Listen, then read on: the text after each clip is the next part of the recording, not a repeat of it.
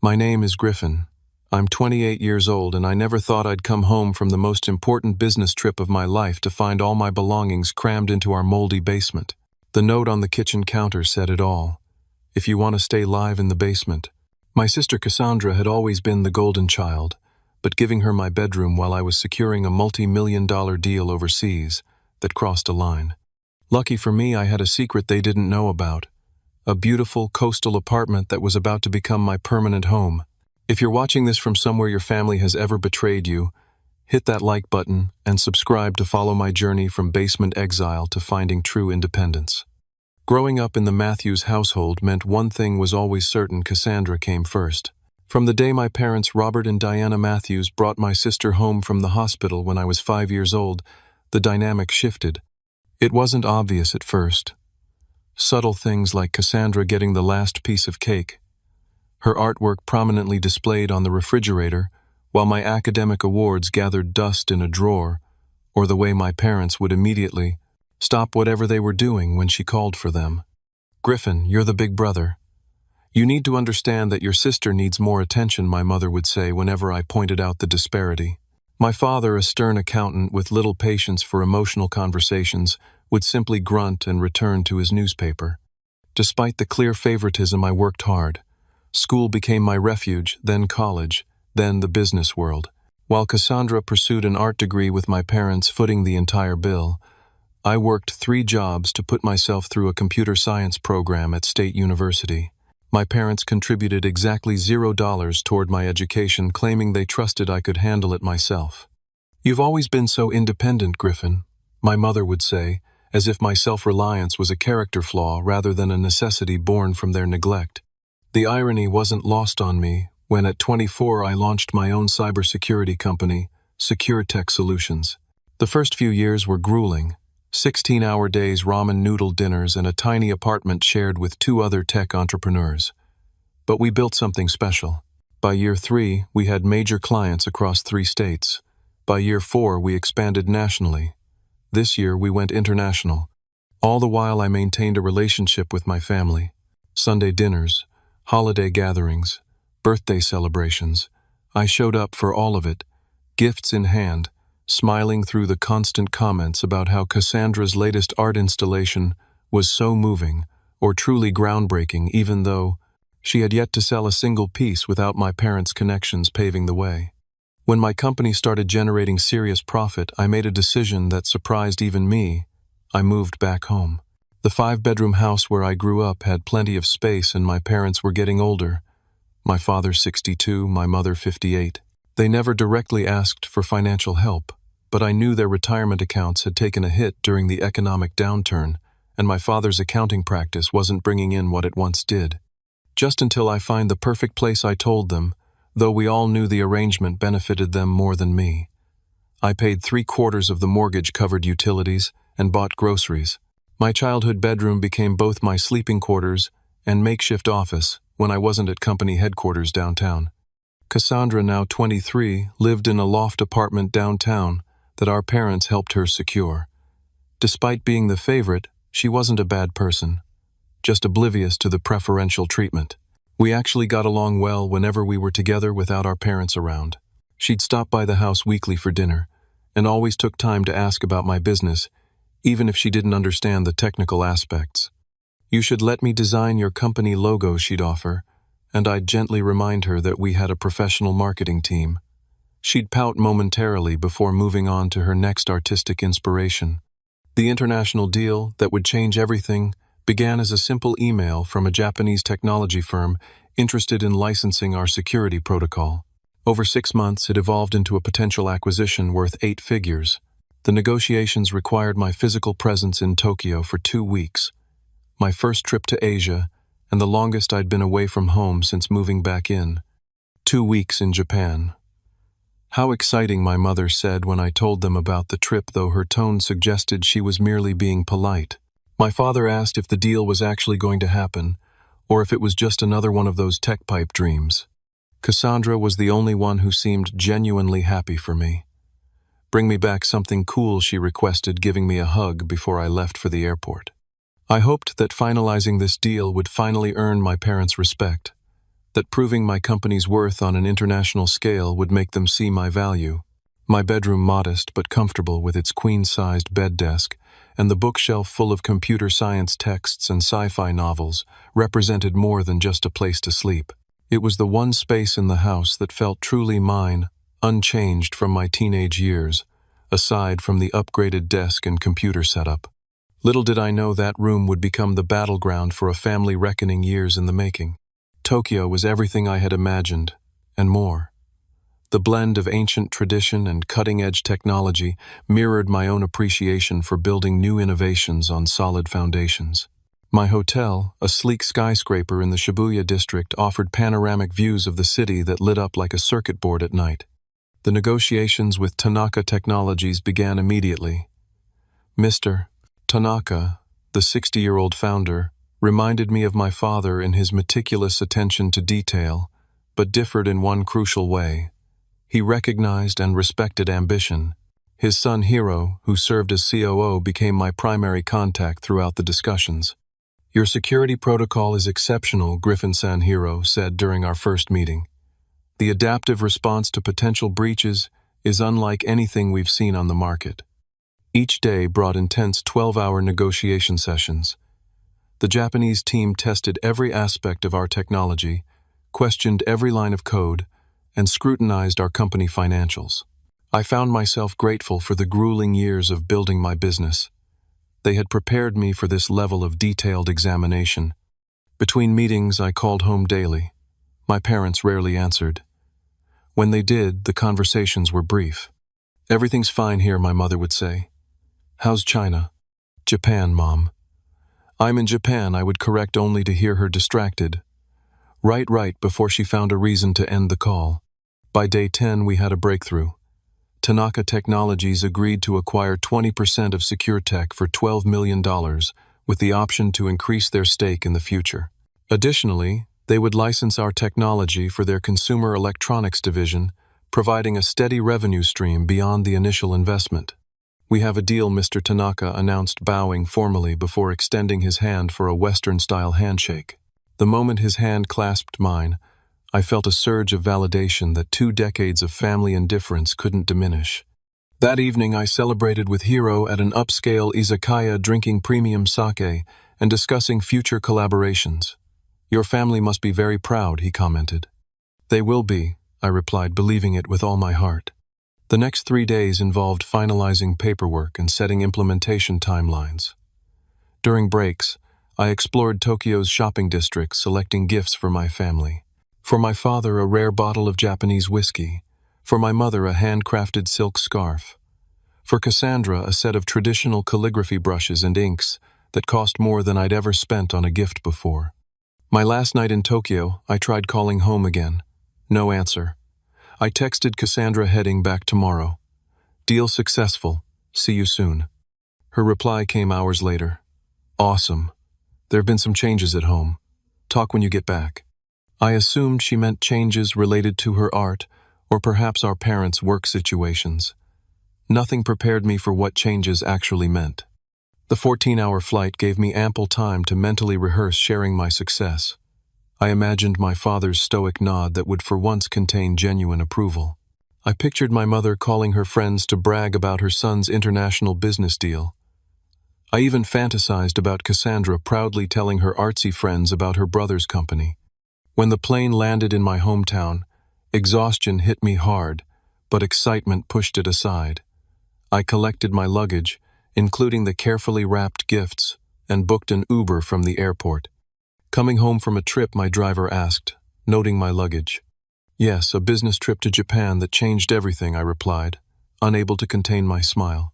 "Must have been some trip," he observed, glancing at me in the rearview mirror. "You look like a man who just won the lottery." In many ways, I had. The deal would transform my company and open doors I'd only dreamed of. As we pulled into the familiar suburban neighborhood where I'd grown up, I felt a sense of completion, the local boy returning triumphant, ready to share his success with those who mattered most. I tipped the driver, generously gathered my bags, and walked up the familiar path to our front door, fully unprepared for what waited inside. The house was unnervingly quiet when I entered. Usually the television would be on in the living room with my father watching financial news, or my mother would be in the kitchen preparing dinner. Instead, I was greeted by silence and the faint smell of fresh paint. I called out, "Mom, Dad, I'm home." No response. I dragged my suitcases to the staircase, intending to bring them up to my room before finding my family. That's when I noticed something odd about my bedroom door at the top of the stairs. A decorative wooden plaque with Cassandra's name hung where my plain door had always been. A cold knot formed in my stomach as I climbed the stairs. Reaching the door, I saw other changes.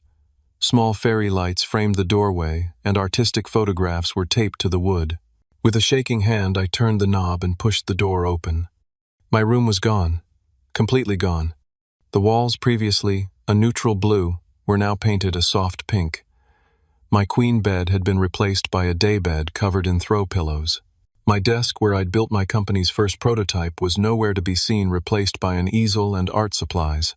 The bookshelf that held my computer science textbooks and sci-fi collection now displayed art books and small ceramic sculptures. Not a single trace of me remained in the space. I stood frozen, unable to process what I was seeing. The sound of the front door opening downstairs barely registered until my mother called out, "Griffin, is that you? We weren't expecting you until tonight." I descended the stairs in a daze, finding my mother unpacking groceries in the kitchen, as if nothing was wrong. She glanced up with a casual smile. "How was your trip? Did you eat lunch yet? I bought some chicken I can cook up." "Mom," I said, my voice unnaturally calm, "why is Cassandra's stuff in my room?" She continued arranging groceries in the refrigerator. "Oh, we decided Cassandra needed more space for her art. Your sister has that gallery showcase coming up, you know." "Where are my things?" I asked, the calm in my voice belying the storm brewing inside. She gestured vaguely toward the basement door. "We moved everything downstairs. There's a note on the counter." Indeed, there was. A folded piece of paper I'd overlooked in my initial shock. I opened it to find my father's handwriting. "Griffin, we've moved your things to the basement. If you want to stay, that's where you'll be living now. Your sister needs a proper studio space for her art career. Dad." The note trembled in my hand. "You did this while I was away, without asking or even warning me." My mother finally stopped with the groceries and turned to face me. "Griffin, you're hardly ever home anyway with your computer business. You're always at your office downtown. Cassandra actually needs the space." The front door opened again, and my father walked in, briefcase in hand. He paused upon seeing me, then continued to the kitchen, as if nothing was amiss. "You're back," he stated flatly. "How was the trip?" "Dad, what is this?" I held up the note. "You moved all my stuff to the basement without even calling me." He loosened his tie and sat at the kitchen table. "Your sister has her big gallery opening next month. She needs proper space to prepare her installations. The basement is perfectly adequate for sleeping and whatever computer work you do at home. I pay 3/4 of the mortgage on this house." I reminded him, struggling to maintain composure. "And we're grateful for your contribution," he replied dismissively. "But family needs come first, and Cassandra needs that room more than you do right now." Before I could respond, the front door opened a third time, and Cassandra bounced in her arms full of art supplies. She brightened upon seeing me. "Griffin, you're back." She dropped her supplies on the couch and hugged me. "How was Japan? Did the deal go through?" I returned her hug stiffly. "The deal went through. We got everything we wanted and more." "That's amazing," she exclaimed, then immediately pivoted. "Did you see my new studio Mom and Dad surprised me? I've been wanting a bigger space forever, and they just made it happen while you were gone. Isn't it incredible?" Looking at her excited face, I realized she had no idea what had really happened. In her mind, our parents had simply given her a gift, not taken something from me. "When did this happen?" I asked, directing the question to all of them. 3 days ago, my mother answered. "It was quite the project. Your father and I packed everything up, and we had some nice young men from the moving company take the heavy furniture downstairs." "The moving company," I repeated. "You hired strangers to handle my personal belongings." "Well, we couldn't do it all ourselves," my mother said defensively. Unable to stand in the kitchen any longer, I headed for the basement door. The wooden steps creaked as I descended into the semi-finished space. The basement had always been used for storage and laundry with concrete floors and exposed ceiling beams. In one corner I found my life haphazardly piled. My bed frame was unassembled, leaning against the wall. The mattress lay directly on the concrete floor. My desk had a crack running across its surface. Boxes labeled Griffin stuff in my mother's handwriting were stacked precariously, some already showing water damage from the basement's persistent dampness. I opened one box to find my childhood photo albums, soaked the images already blurring from moisture. Another contained my collection of first edition sci-fi novels, their pages warped. A third held my awards and certifications, the frames cracked and glass shattered. Worst of all, I found my laptop and external hard drives, simply tossed into a plastic bin, not even wrapped for protection. I pulled out the computer with shaking hands, praying it hadn't been damaged. While it powered on, I couldn't be sure if the hard drives containing years of personal projects had survived their careless handling. The basement had one small window well that let in minimal natural light. A single bare bulb hung from the ceiling. The space smelled of mildew and laundry detergent. This was where my parents expected me to live, despite my financial contributions to the household. As I surveyed the ruins of my personal space, the full weight of my family's betrayal crashed down on me. This wasn't just about a room. It was about respect, consideration, and fundamental recognition of my existence in their lives. I sank down onto my mattress on the floor, surrounded by the carelessly handled pieces of my life, and made a decision that would change everything. 6 months before my trip to Japan, I had made what I considered a prudent investment. The coastal property market 30 miles from our suburban hometown had been heating up, and my financial advisor suggested real estate as a smart diversification strategy for my growing portfolio. The apartment I purchased was meant to be both an investment and occasional weekend retreat. 2 bedrooms, 2 bathrooms, floor-to-ceiling windows overlooking the Pacific, and a spacious balcony perfect for morning coffee or evening cocktails. Modern, minimalist, and most importantly, mine alone. I hadn't told my family about the purchase. Initially, I worried they'd see it as frivolous spending or worse, ask to use it themselves. Later, I realized I simply wanted something that was exclusively mine, a space untouched by family dynamics and expectations. I'd furnished it sparsely but comfortably, occasionally spending weekends there when I needed to clear my head or work without interruption. Now standing in the basement, surrounded by the wreckage of my belongings, that apartment transformed from investment property to lifeline. I pulled out my phone and called my assistant Rachel. "Welcome back," she greeted cheerfully. "How was the flight?" "Exhausting," I replied, keeping my voice low. "Listen, I need a favor. Can you call the cleaning service we use for the office and have them go to my coastal apartment today? I'll be moving in permanently starting tonight." A brief pause. "Permanently? Is everything okay, Griffin?" "It will be. Also, can you reschedule tomorrow's meetings? I'll need the day to get settled." After ending the call, I methodically sorted through the basement chaos. Important documents, irreplaceable mementos, essential clothing. These went into suitcases. Electronics and fragile items were carefully wrapped in the few clean towels I could find. Everything else would have to wait. I made 4 trips up and down the basement stairs, carrying items to my car without speaking to my family. My mother watched from the kitchen doorway, brow furrowed in confusion. My father remained at the kitchen table, ostensibly reading the newspaper, but clearly monitoring my movements. Cassandra had disappeared upstairs to her new studio, my former bedroom. As I loaded the final suitcase into my trunk, my mother finally approached. "Griffin, what are you doing? Where are you going with all that stuff?" "I'm leaving," I stated simply, closing the trunk with a definitive thud. "Leaving? Don't be ridiculous. We made space for you in the basement. You expect me to live in a moldy basement when I pay most of the bills for this house?" My father appeared behind her. "You're overreacting. The basement is perfectly adequate. For storage, maybe. Not for a person who contributes financially to this household." "So this is about money," my father scoffed. "After everything we've done for you." The irony of his statement might have made me laugh if I wasn't so angry. "What exactly have you done for me lately, Dad? Or ever?"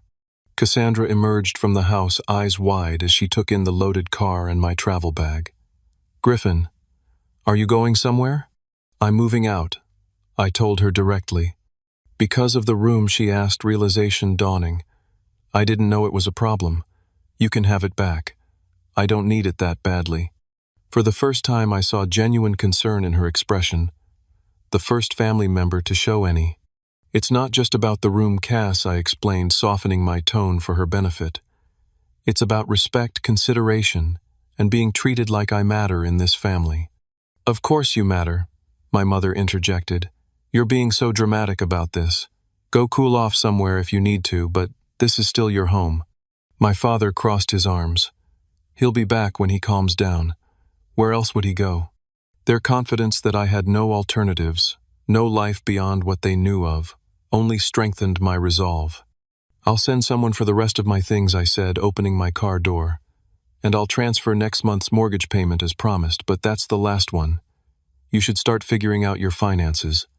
My mother's expression shifted from dismissive to concerned. What do you mean the last one, Griffin? Be reasonable. I've been reasonable for years. I've contributed financially while being treated as an afterthought in my own family. That ends today. As I got into my car, Cassandra rushed forward. Wait, at least tell me where you're going. How can I reach you? I'll text you, I promised her alone. My father called out as I started the engine. This is childish, Griffin. Running away won't solve anything. You'll be back.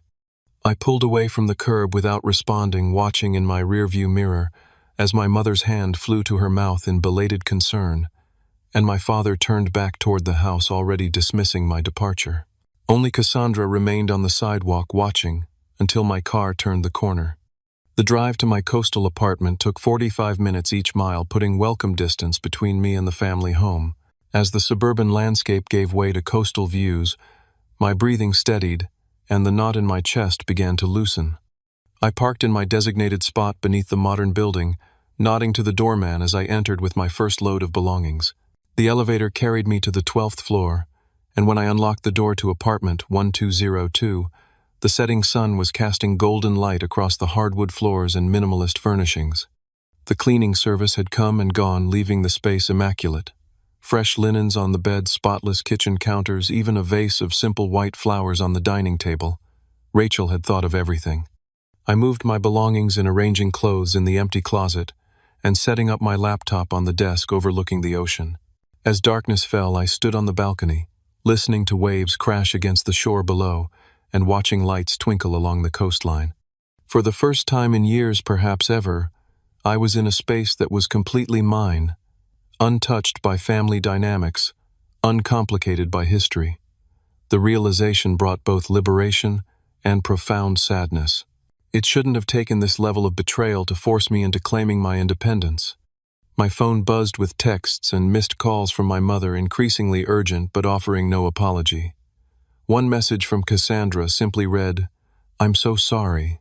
I didn't know." I responded only to her, "I'm safe. I'm okay.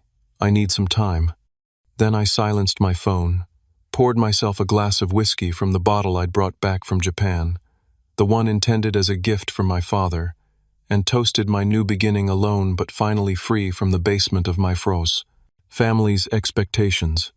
The first week in my coastal apartment passed in a blur of work calls, furniture deliveries, and adjustment to my new reality. I threw myself into implementing the Japanese deal, scheduling video conferences with Hiro Tanaka at hours that accommodated the time difference. Work became both distraction and affirmation, proof that I had built something valuable despite my family's indifference. My apartment gradually transformed from weekend getaway to proper home. I ordered a more comfortable office chair, hung artwork on previously bare walls, and stocked the kitchen with actual cooking supplies rather than just the bare essentials. Each addition felt like a declaration: I'm staying. This is mine. I belong here. The building's amenities, a well-equipped gym, rooftop pool, and community lounge, offered opportunities to establish a routine. Morning workouts became meditative time to process my thoughts. Evening walks along the beachfront path introduced me to neighbors Monica, a surgeon who lived down the hall, Derek and James, a couple who owned the local bookstore, and Elena, a retired professor who walked her corgi at the same time each evening. New to the building, Elena asked, during our third consecutive evening encounter. Sort of, I explained. "I've owned the apartment for 6 months, but just moved in permanently." "Well, welcome home then," she said with a warm smile. "We do a monthly residence dinner on the rooftop. You should join us next week." These small interactions anchored me to my new community. Simple, straightforward relationships uncomplicated by decades of history. The silence from my parents stretched through that first week. My phone remained conspicuously free of calls or texts from either of them, confirming what I had long suspected: their interest in me extended only as far as my utility to the household. On day 8, my mother finally called. I let it ring 4 times before answering. "Griffin." Her voice sounded smaller than usual. "Are you okay? We've been worried."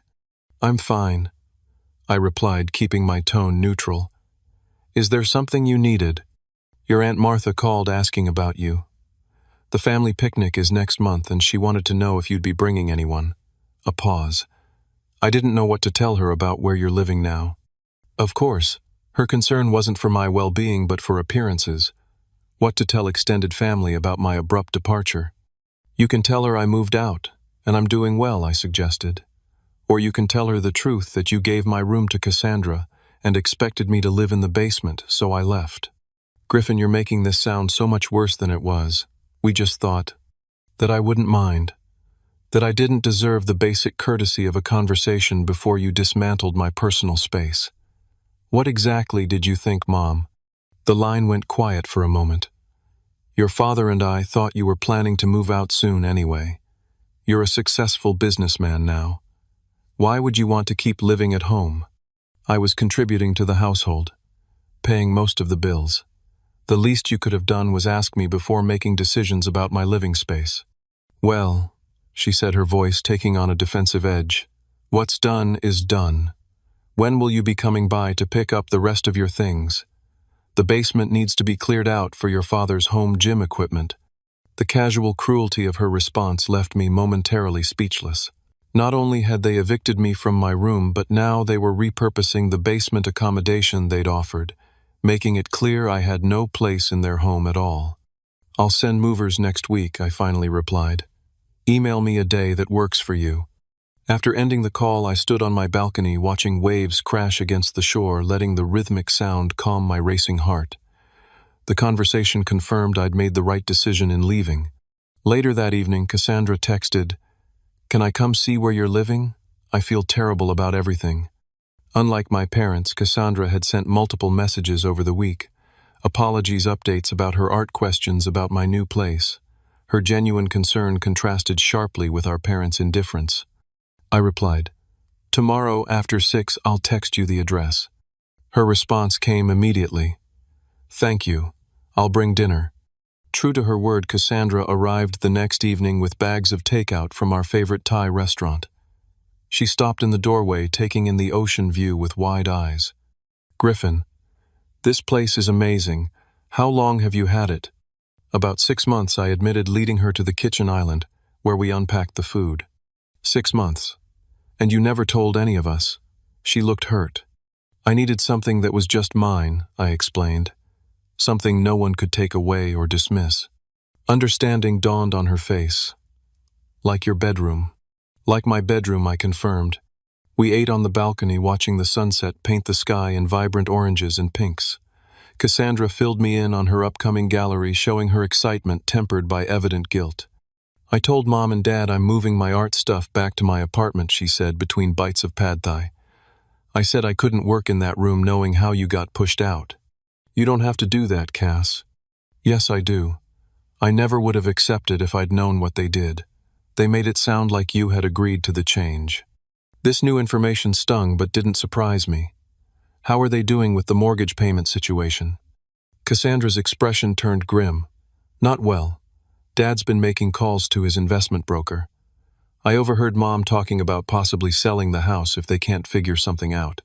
For a brief moment, satisfaction flared at their predicament, a consequence of their actions finally coming home to roost. But it faded quickly, replaced by a dull ache for what our family relationship should have been. "They miss you," Cassandra added, though her tone lacked conviction. "In their way."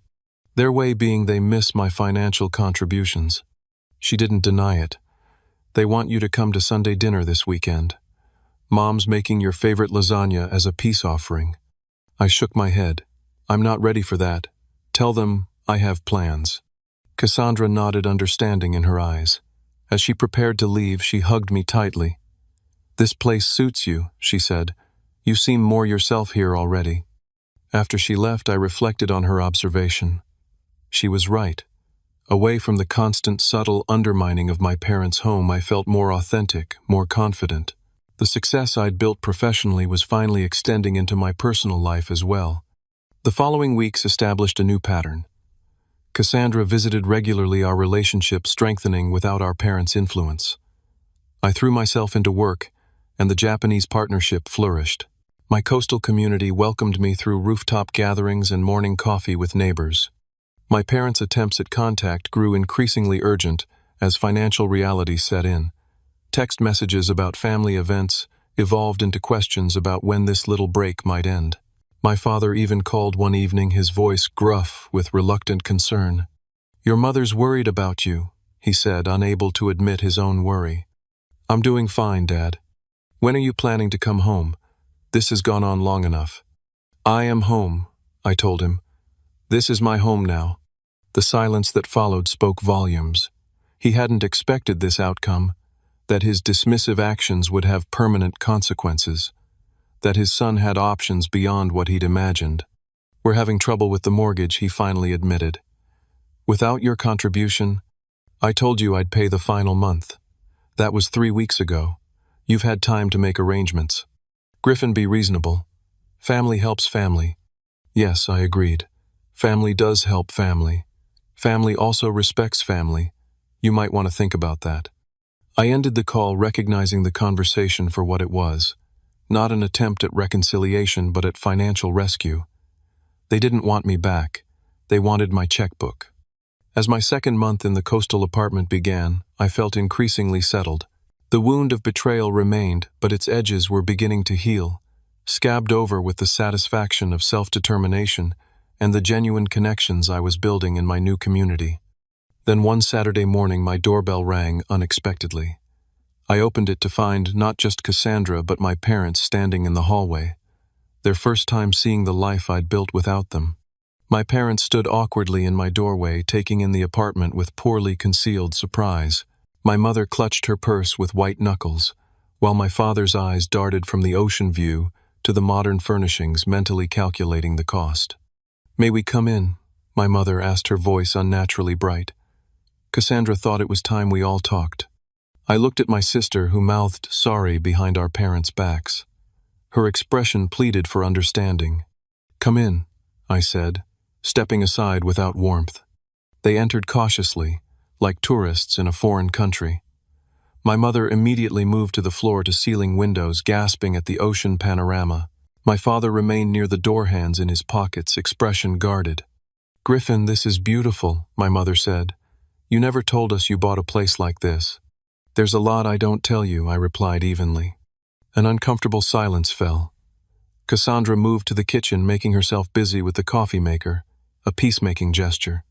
"Well," my father finally said, "this explains where all your money has been going." The comment, so characteristic in its dismissiveness, sparked something in me. 2 months of distance had weakened the habitually peacekeeping part of myself that would normally have let such remarks slide. "My money," I repeated. "Interesting choice of words, Dad. You never cared where my money went when it was paying your mortgage." My mother turned from the window. "Griffin, that's not fair. We're grateful for your contributions to the household. Grateful enough to move my belongings to the basement, without asking grateful enough to give away my room while I was overseas, closing a multi-million-dollar business deal. We've come to apologize about that," my mother said, though her tone lacked genuine contrition.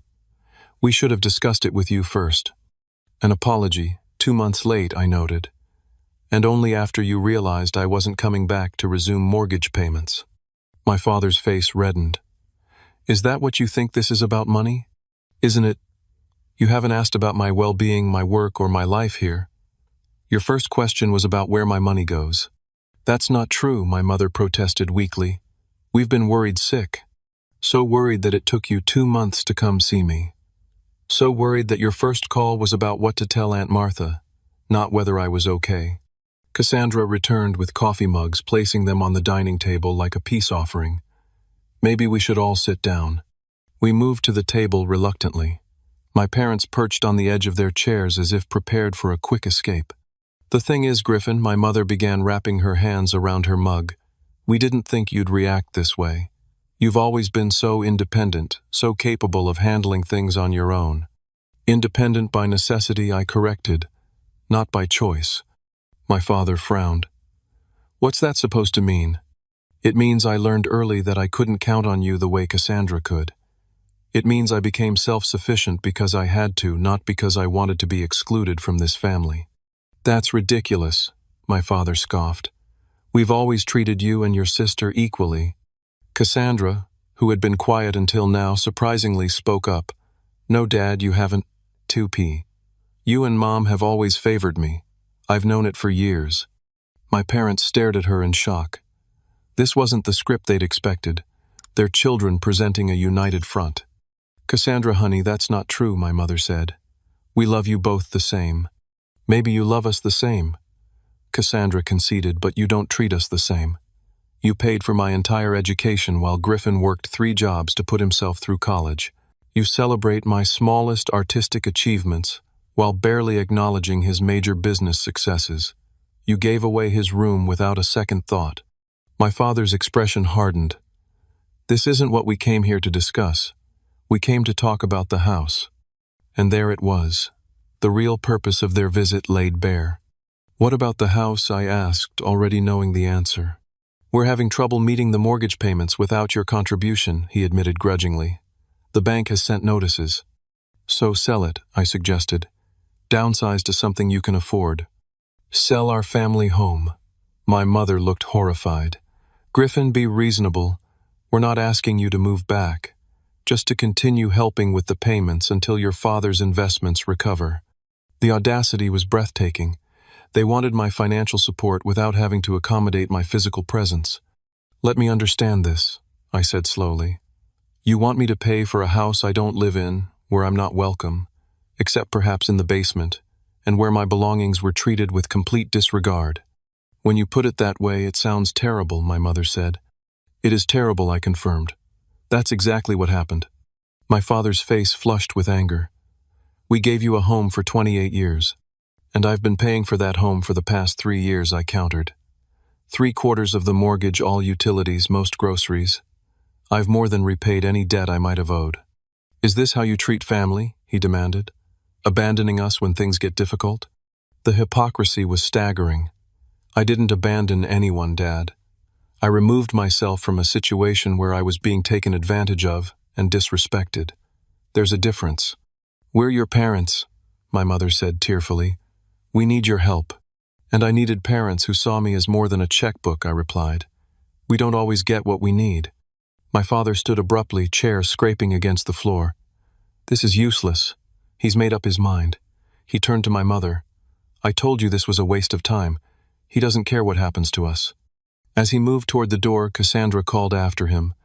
Dad, that's not fair. Griffin has every right to be upset after what you did. He ignored her, yanking open the front door. My mother hesitated, torn between following him and continuing the conversation. Griffin, she pleaded, try to understand. We're family. Family respects each other, I said quietly. Family communicates. Family doesn't take each other for granted. With a last, tearful look, she followed my father out, leaving Cassandra and me at the dining table. I'm so sorry, Cassandra said after the door closed. They promised they would apologize properly. I never thought they'd ask for money. I'm not surprised, I told her. This was never about getting me back. It was about getting my financial support back. She nodded sadly. I know. I think I've always known how they are with you, but I didn't want to see it. She reached across the table to squeeze my hand. I'm staying. If that's okay, I'd like to hear about your Japan deal. You never got to tell anyone about it. For the first time in weeks, I felt the warmth of genuine family connection. We spent the afternoon on the balcony, Cassandra listening attentively as I recounted the negotiations in Tokyo, asking insightful questions about the business implications, celebrating my success in a way our parents never had. When she left that evening, she hugged me tightly. "I'm proud of you," she said, "not just for the business stuff, but for standing up for yourself. It's about time." As I closed the door behind her, I realized the confrontation, while painful, had been necessary. The truth was finally in the open. My parents valued what I could provide more than who I was. It hurt, but facing that reality freed me from the endless cycle of seeking their approval. My phone buzzed with a text from Cassandra. "They're upset now, but they'll come around. And if they don't, their loss. I'm still your sister, no matter what." For the first time since discovering my belongings in the basement, I felt a sense of peace. I'd lost the fantasy of having supportive parents, but I'd gained something perhaps more valuable: self-respect and an honest relationship with my sister. Standing at my window watching nightfall over the ocean, I realized I no longer needed my parents' validation to know my worth. I had built a successful company, secured an international partnership, created a beautiful home, and maintained my integrity through it all. By their own actions, my parents had lost the privilege of being part of that success story. 2 months of no contact stretched ahead, a necessary healing period for wounds decades in the making. The coastal autumn brought cooler temperatures and spectacular sunsets. My life settled into a rhythm entirely my own. Early morning runs along the beach, productive days at my downtown office, or working from my apartment in evenings, spent either with new friends from the building or in peaceful solitude. Cassandra visited weekly, our relationship flourishing without our parents' complicated dynamics. She brought updates about her art career. Her gallery showing had been successful, resulting in several sales and a commission for a local restaurant. She never pressed me about reconnecting with our parents, respecting my need for distance. My company continued to thrive. The partnership with Tanaka Technologies exceeded expectations, opening doors to Asian markets we'd previously considered inaccessible. We hired 15 new employees and leased additional office space to accommodate our growth. Success that had once seemed like a means to earn parental approval now stood as its own reward. Achievements valued for their intrinsic worth rather than their potential to impress others. In my personal life, I found myself opening up more readily. I joined a local business leaders group, started taking sailing lessons, and even began dating casually, something I'd always been too busy or emotionally unavailable to pursue before. Monica, my surgeon neighbor, became a close friend, our morning coffee chats, a highlight of my weekday routine. "You seem different than when you first moved in," she observed one morning as we watched the sunrise from my balcony. "More settled in yourself."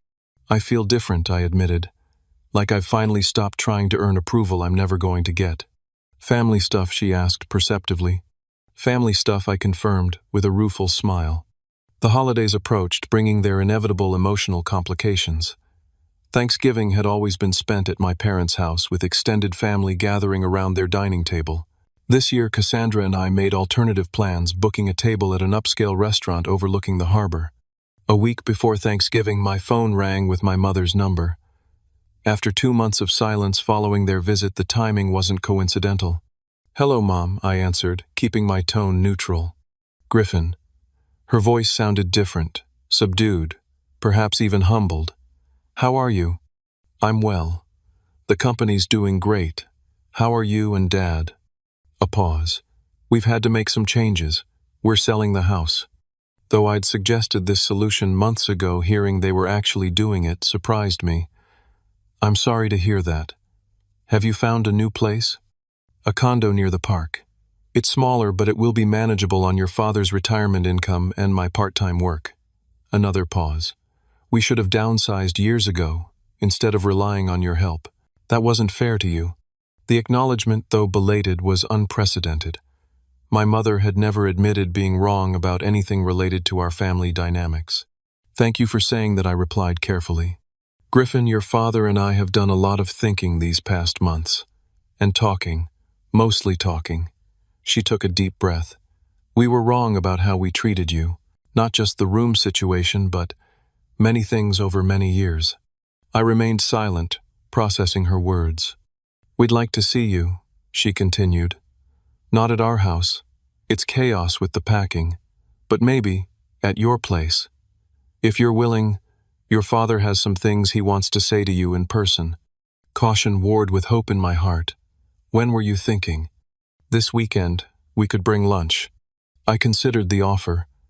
Having them in my space, on my terms, felt different than meeting on their territory.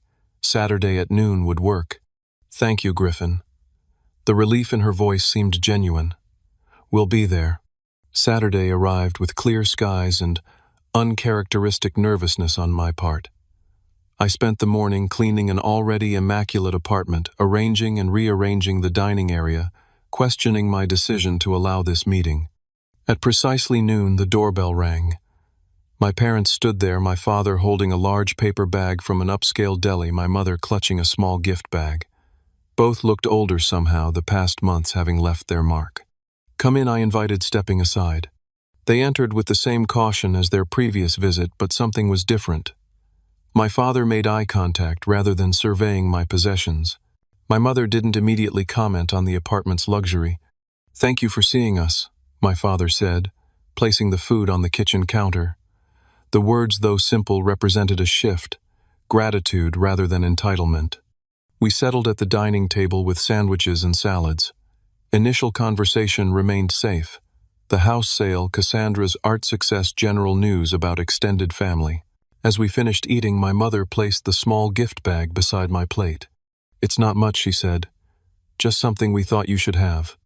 Inside, I found a small wooden box I recognized from my childhood. Opening it revealed the watch that had belonged to my grandfather, a simple timepiece with a worn leather band that I'd always admired.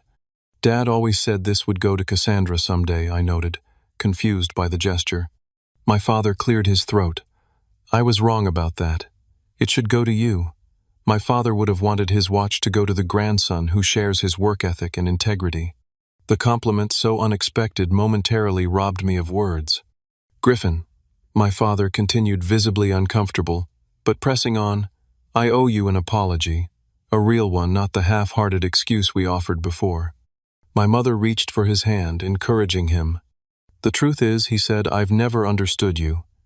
Your interest in computers, your business approach, your independence, none of it made sense to me. It was easier to focus on Cassandra, whose artistic talents I could at least pretend to understand. What your father is trying to say, my mother interjected, is that we failed you as parents in many ways. We took advantage of your success and generosity. We took you for granted. And when you finally stood up for yourself, we blamed you instead of looking at our own behavior.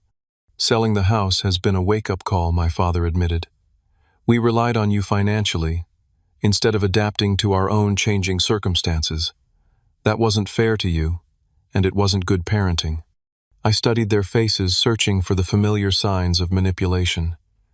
Instead, I found something new, genuine regret, and the humility that comes from difficult self-reflection. I appreciate you saying that, I said carefully. It means a lot to hear you acknowledge these things. We don't expect things to be fixed immediately, my mother added. We know trust has to be rebuilt, but we'd like the chance to try, on your terms, whatever those might be. I'd like that too, I said, surprising myself with the realization that it was true, but things will be different. I need boundaries and respect. We understand, my father nodded, and I want you to know I'm proud of what you've built. Your company, this home, the life you've made. I should have said that years ago. The words I'd longed to hear for decades finally spoken. I felt an unexpected lightness in my chest. Not the validation I'd once desperately sought, but the satisfaction of having that chapter closed, allowing something new to begin. Would you like to see the rest of the place, I offered, standing from the table. The tour was brief but significant. My parents asking genuine questions about my choices, admiring the view, without calculating its cost. Seeing my life through new eyes. Before they left, my mother hugged me tightly. Thanksgiving, she said. Would you consider joining us at our new condo? Cassandra already said she'd come. It will be simple, but we'd love to have you there. I'll think about it. I promise, not yet ready to commit, but no longer needing to refuse outright. The following weeks brought cautious rebuilding. Occasional phone calls, a dinner at a neutral restaurant, small steps toward a healthier relationship. Cassandra thrived in her role as family bridge builder, her joy at our reconciliation evident. Thanksgiving arrived, and I found myself standing outside my parents' new condo, a bottle of wine in one hand and homemade cranberry sauce in the other. The space was indeed smaller than our family home, but thoughtfully arranged with my mother's familiar decorative touches and several of Cassandra's artworks prominently displayed. Most surprisingly, I noticed photographs of me throughout the space. Not just childhood images, but recent ones from company events and press coverage of our Japanese partnership. My parents had been paying attention from afar even during our estrangement. Dinner was different from previous years. More conversation, less tension, genuine interest in each other's lives. My father asked detailed questions about my business expansion. My mother shared her excitement about volunteering at the local art center, where she'd found part-time work. Cassandra announced a potential showing in New York that had us all celebrating. As we finished dessert, my father raised his glass. "To family," he said. "Not perfect, but learning and growing." We clinked glasses, the simple toast, acknowledging both our painful past and possible future. Later that evening, back in my coastal apartment, I stood on the balcony watching moonlight shimmer across the water. The journey from basement exile to this moment had been painful but necessary, forcing not just my parents but myself to confront uncomfortable truths and establish healthier patterns. The basement incident, while hurtful, had ultimately freed me from the cycle of seeking approval I'd never receive. In losing my childhood bedroom, I'd found something more valuable: self-worth independent of others' validation and the courage to demand respect. Family relationships would always be complicated, but for the first time ours seemed based on mutual respect rather than expectation and obligation. We were connecting as adults with separate lives rather than falling into old patterns of parenthood and childhood. The coastal apartment that had once represented escape now symbolized something else.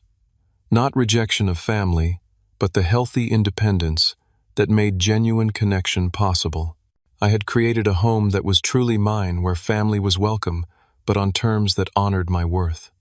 As waves crashed rhythmically against the shore below, I realized the most important lesson of this journey: sometimes you have to leave to find your way home, not to a physical space, but to your authentic self. Have you ever had to set boundaries with family members to protect your self-worth? I'd love to hear your stories in the comments. And if this journey of finding independence resonated with you, please hit that like button and subscribe for more real-life experiences. Sometimes the hardest part of growing up isn't leaving home, but realizing your value doesn't depend on others recognizing it. Thank you for joining me on this journey, and remember, you deserve respect no matter what.